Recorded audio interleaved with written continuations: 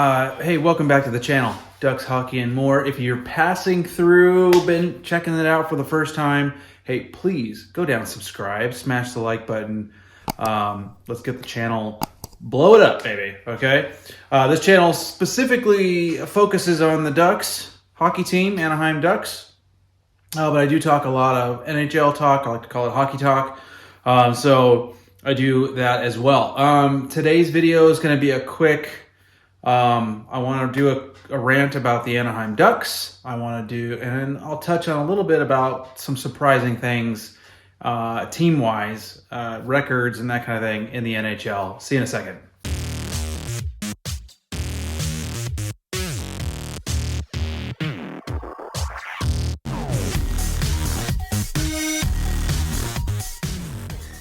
All right, guys. Hey, welcome back to Ducks, Hockey, and More. Merry Christmas to everybody, by the way. Today is actually Friday, December 23rd. This will be my last video for a few days because my daughter's coming in from California tomorrow. I got to go pick her up, and you know, family, that kind of thing. Christmas is coming, and there won't be a lot to talk about it until next week anyway. But Merry Christmas to everybody, and thanks for tuning in. Cheers. Let's talk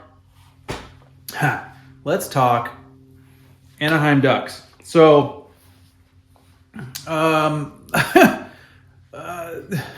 it's a struggle because it frustrates the hell out of me. So, look, for those of you who know me and watch my channel, you know how frustrated I have been, and I'm guaranteeing most Anaheim Ducks fans have been really frustrated. But we're also in a rebuild, so you have to kind of figure out where you want to, how frustrated do you really want to get when you know you're in a rebuild and you're going to suck anyway. But listen, we went on a five game, I believe, road trip, 4 games against. Geez, what did we? Doesn't matter.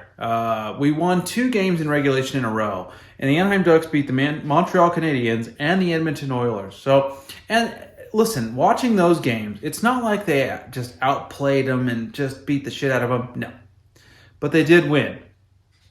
The Montreal game, it was good. We took the lead late, and then we got a couple of empty netters that put it away. In the Edmonton game, we stuck with him, and it was Lucas Dostal, our goalie, because Gibson Stolars are injured. Not sure what the status is on them. I haven't heard a whole lot. Haven't really put much attention into trying to figure out what's going on with those two, because the season, it doesn't matter.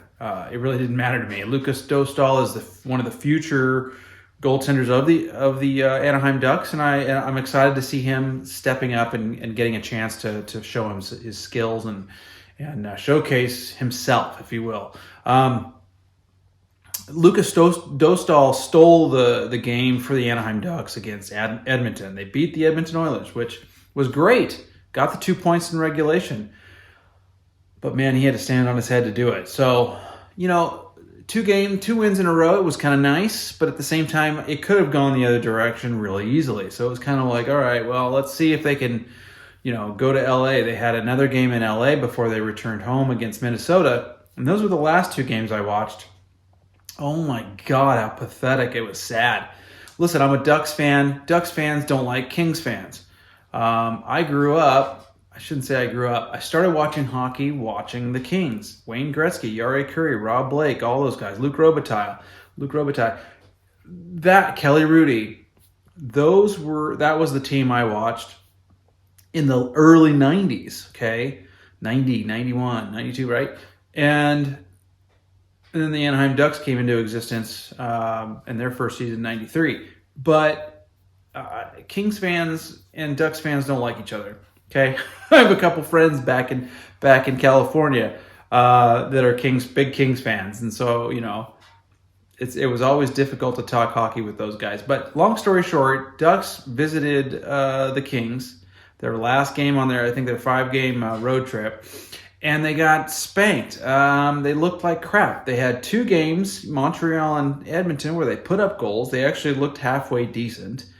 And then they ended up in LA and they got outshot, outplayed. It was just like, dude, what happened to you guys? There was a moment, the first period and a portion of the second period where they looked okay and they were hanging in there, and then they just stopped playing.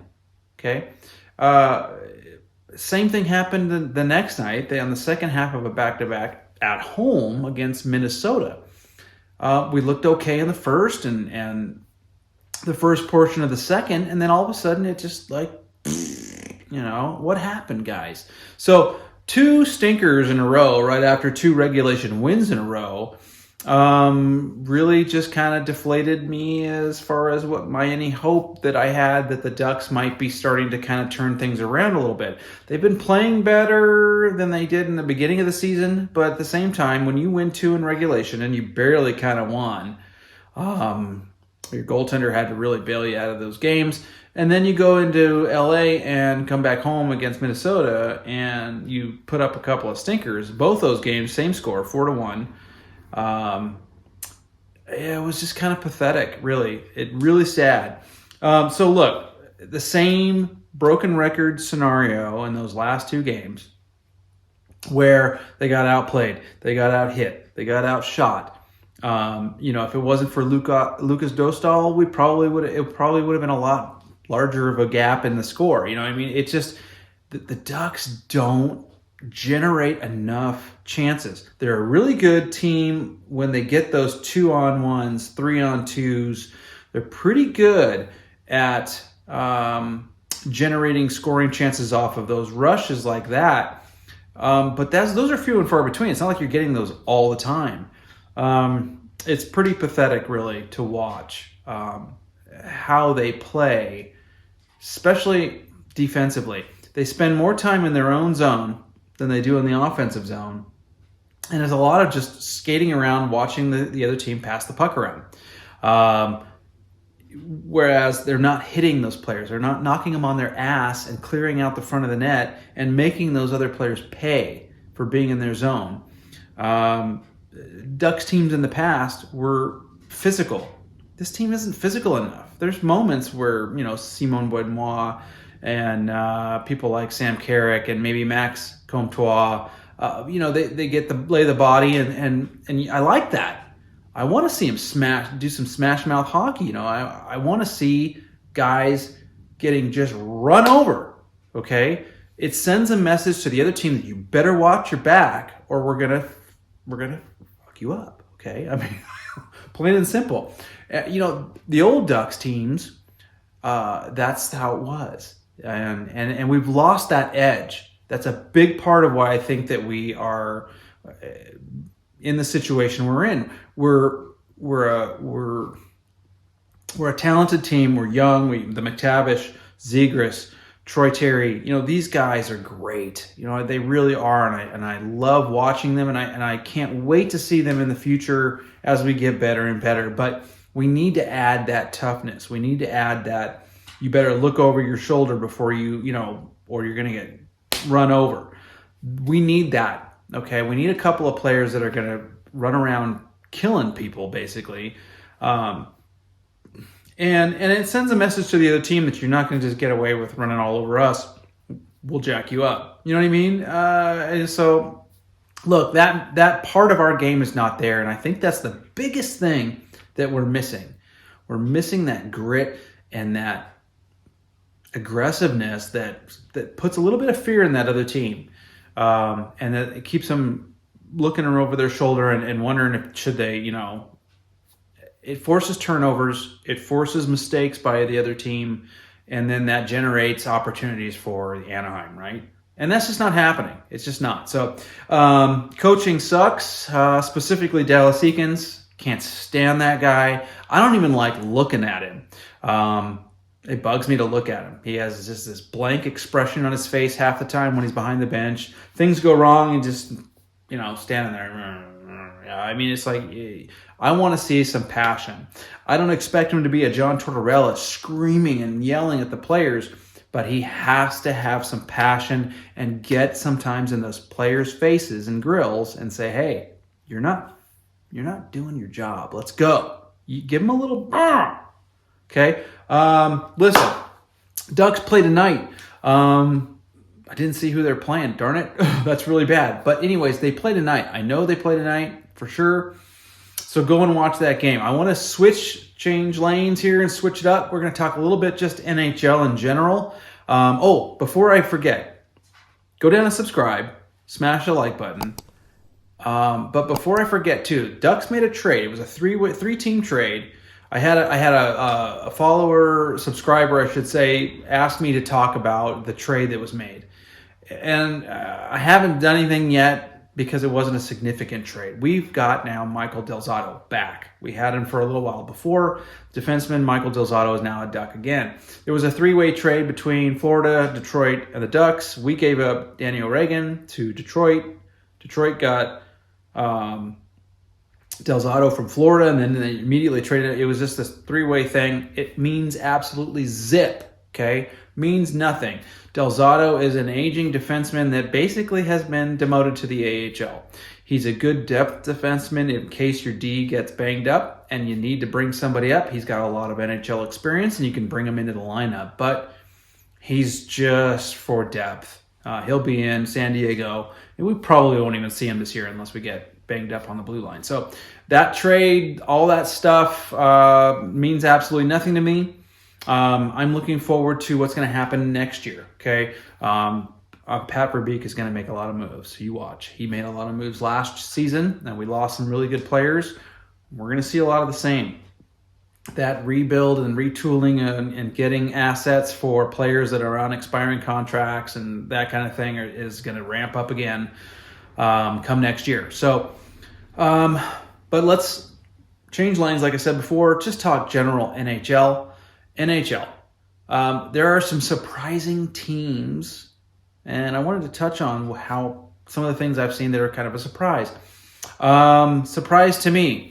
Calgary's not doing that well. Edmonton's not doing that well. They're kind of just in the middle of the road. Even LA, you can say, is just kind of Very interesting to see that. Same with Vancouver, who had a horrible start to the season. They're still just kind of muddling around that 500 mark. St. Louis, there's another team. It's just like, what the heck? It's like all the teams you expect to do well aren't doing well. And some of the teams that are you weren't expecting them to do very well or doing really well. It's like, what's going on in the NHL? One of those teams, for example, the New Jersey Devils. New Jersey's still doing pretty darn good. They've lost some games. That winning streak and that wave they were riding has kind of dissipated, but they're still a very good team and they are winning games. They've come back to earth a little bit, though. But New Jersey's a big surprise to me. The Rangers are starting to come on, and New York is one of those teams, along with the Carolina Hurricanes, that I thought were going to be in the East. The Cup was going to have to go through those two cities, if it was, in the East at least. So they're doing well. They're starting to pick things up. Carolina looks really good. New York's starting to play better. Their record's getting better, and they're winning games. Pittsburgh looks really good. They started off the year great. They had a slump, and now they're back on the winning, dominance, if you will. So Pittsburgh looks really good. I wouldn't say that's a surprise so much, but the fact that they're doing so well is a bit of a surprise. Boston, hands down, the number one team in the NHL right now. Bit of a surprise in the sense that I knew they were a good team, but I didn't expect them to be this good.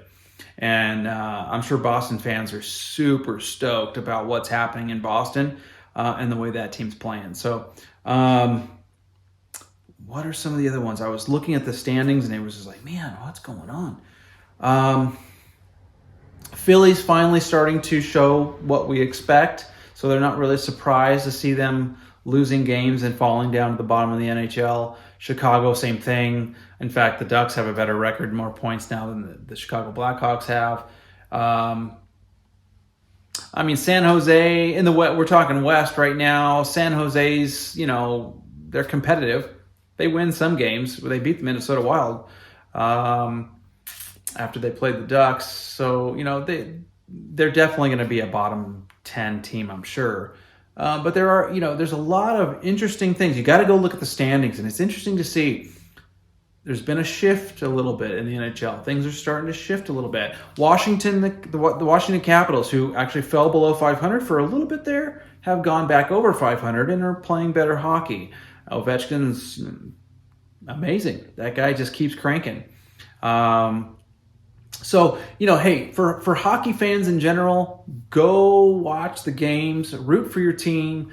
I'm a huge Ducks fan, and even though they suck this year, my God, is it hard to watch the Anaheim Ducks. I'm a huge Ducks fan, and I will always be a huge Ducks fan. And I'm looking forward to the future of the Anaheim Ducks, just based on their young guys and the talent they have in their prospect pool and what they're going to end up getting. Ducks are going to make some moves before the end of the year and in the offseason, and they're going to be even better future-wise. It's going to be so much fun. I hope next year we do better than this year, of course, but the future of the Anaheim Ducks looks fantastic because of the prospects and the talent we have. They just got to get better and get bigger and stronger and, more experience. And then, we're going to be back into that playoffs every year. I know it. So, hey, listen, thanks for watching. Merry Christmas to everybody. I really appreciate all the support. I really do. I want to keep this channel going and blow it up. So go down, subscribe, smash the like button, and leave me comments. I love getting your comments. Tell me what you'd like me to talk about. Tell me if you don't agree with me. You name it. Throw it at me. Merry Christmas, everybody. Thanks for watching. Go Ducks. See you next time. Bye.